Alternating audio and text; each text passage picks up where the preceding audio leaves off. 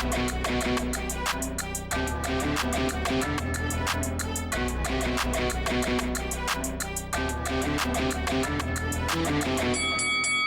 guys, welcome to Boxing Squared for boxing news and views from around the internet. Post-fight review for Joseph Parker and Martin Bakole, which was on the Beterbiev and Bivol undercard. So Joseph Parker gets the victory. First knockout at world level of his career. He rocks, drops and stops Martin Bakole, who dared to dream and came in at short notice replacing Daniel Dubois, but seemingly unfit, unprepared, and Joseph Parker took advantage. Big overhand rights. First big overhand right in the second round. Rocks Martin Bakole. He tries to shake it off, says no problem, keeps coming, and then he takes a second high on the head.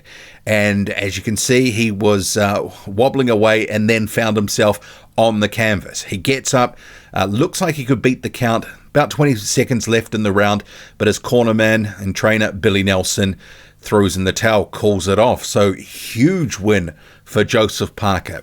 You could probably look at this and go, is this the biggest win of his career? Certainly it's the first stoppage at world level, and that does carry some weight, especially with these Riyadh season cards.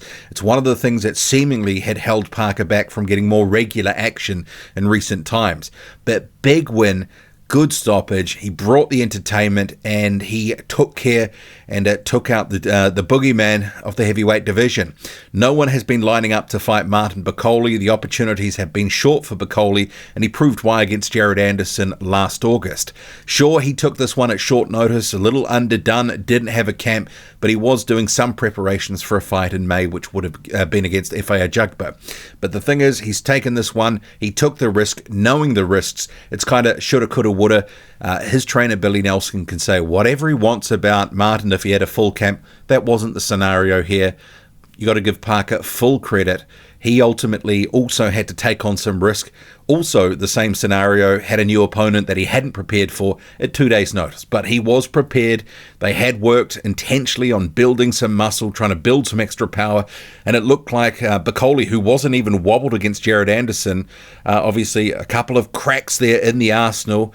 And if he had been training and prepared and ready, who knows what could have happened, but it doesn't matter. This is the result that it's in the books.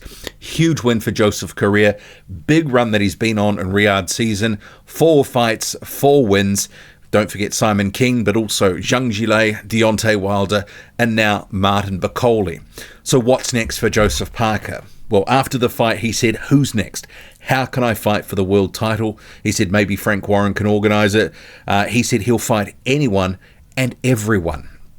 And it is a question, well, what's going to happen with Daniel Dubois and Joseph Parker? Is that going to be rescheduled? Because if it's not, people are going to, lend more weight and credence to potentially Dubois pulled out, wanting to get the direct fight with Usyk rather than fighting Parker and then moving on if he won.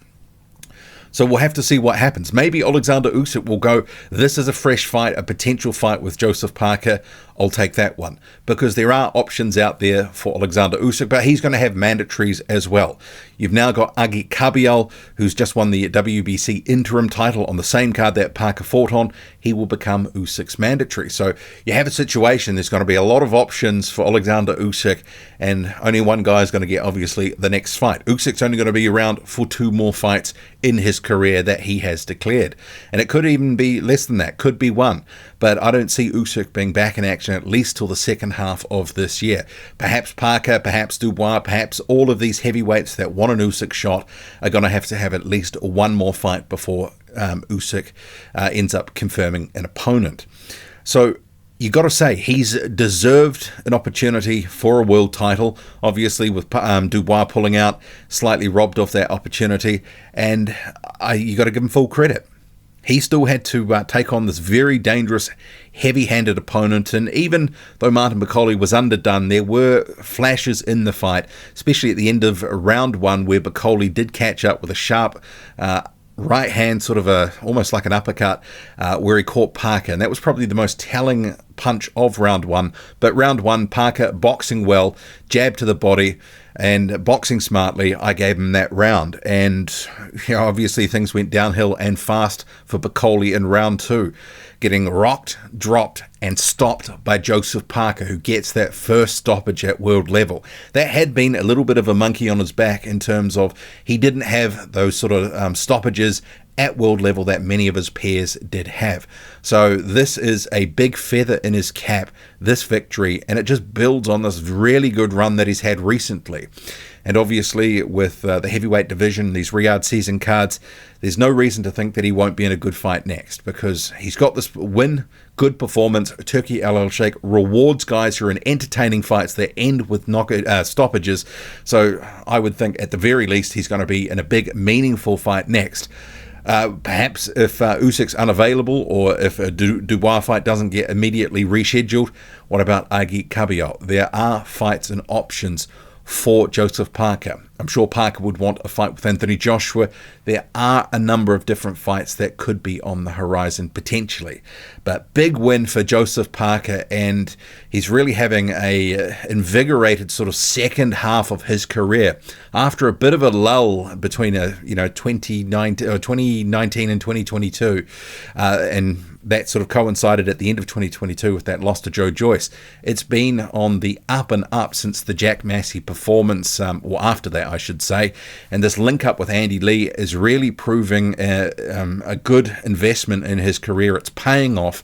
And I guess we'll have to see. Time will tell if the extra weight against a fully prepared fighter is going to be the right option. This didn't go a number of rounds. We don't know what the gas tank would have been like, but obviously it did look like the power was obviously felt by Bakole, and obviously it did the job. So Joseph Parker, he's waited a year for this fight. He's got it. I can see why he still wanted to have it despite Dubois pulling out, because he's put so much blood, sweat and tears into training for and trying to get another fight. Meant to have it in September and then December, and now it's February 2025. He's been sitting, waiting, watching, training diligently, and he's made the most of this opportunity, albeit against a guy that came in at short notice and who was underdone. Still got to do the job, and he did it. Drop a comment loud and often. Hit like, hit subscribe. Follow me on Twitter, boxing_squared. I'm out.